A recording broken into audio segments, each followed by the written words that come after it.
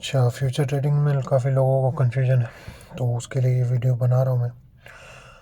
कोशिश करूँगा कि एक पार्ट में ख़त्म हो जाए, अगर नहीं होगी तो उसका दूसरा पार्ट आएगा।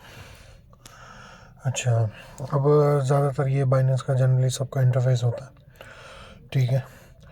और बेसिक मैं आपको बात बता देता हूँ कि आपने वॉलेट में जाना, वॉलेट से जाके अपनी स्पॉट वॉलेट से अपने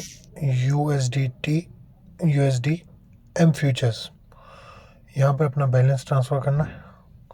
जो भी आपको करना है, 100 200 500 जो भी आपका सिस्टम निज़ाम है उसके हिसाब से आपने ट्रांसफ़र करना है, ठीक है। वो आपको इधर शो करेगा बैलेंस आपका, ठीक है। जब आप इसमें आ जाएंगे ना, तो आपका बैलेंस ये 0.0 USDT जहाँ लिखा हुआ है ना, वहाँ पे शो करेगा। और हमें ये वाले फ्यूचर जो सबसे पहला है ना, USDSM, इस पे रहना है, ठीक है। अब इधर के थोड़े इंटरफेस के बारे में मैं आपको बताऊंगा।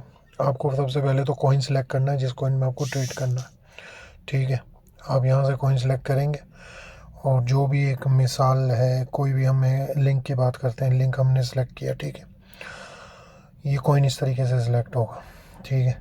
ये नीचे जो आ रहा है ओपन ऑर्डर्स, यहाँ पे आपके ओपन ऑर्डर्स आ जाएंगे और जो ऑर्डर्स खुल जाएंगे वो पोजीशन में इधर आ जाएंगे, ठीक है। अब बात करते हैं ये आइसोलेटेड और क्रॉस की। आइसोलेटेड दो किस्म के मार्जिन मोड होते हैं आपके। अगर ये USDT फ्यूचर्स वॉलेट में $100 है और आपको $20 का ट्रेड करना चाहते हैं,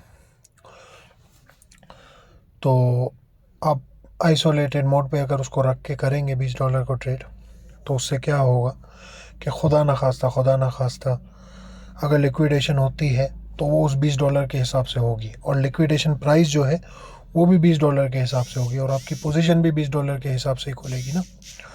और जब आप उसको क्रॉस रखते हैं, भले आप $20 की ही ट्रेड खोलें, कोई मसला नहीं है क्रॉस रखने के बाद भी, लेकिन अगर आप क्रॉस रखते हैं तो वो लिक्विडेशन को बचाने के लिए पूरे वॉलेट का यूज़ करेगा। अगर उस टाइम पे अगर लिक्विडेट होता है तो उसका ये मतलब हुआ कि पूरा जो $100 है इसमें, वो पूरा का पूरा लिक्विडेट होगा। अब यहाँ पे बात कर लेते हैं लेवरेजेस की। अलग अलग कॉइन्स की अलग अलग लेवरेज होती हैं। जैसे बिटकॉइन की 125 तक है, छोटे कॉइन्स जो हैं उनकी 75 50 तक भी है किसी की। भाई बिगनर्स के लिए मैं बोल रहा हूँ ना कि अगर बहुत बहुत अच्छा भी अगर आपको आता है ना, तो 10x से ज़्यादा यूज़ ना करें। मैं पर्सनली बड़े अमाउंट से करता हूँ ट्रेड, तो मैं 3x 4x 5x इससे ज़्यादा मैंने नहीं करता। पहले मैं करता था, गलतियों से बंदा सीखता है, आहिस्ता आहिस्ता आहिस्ता आहिस्ता समझ आता है।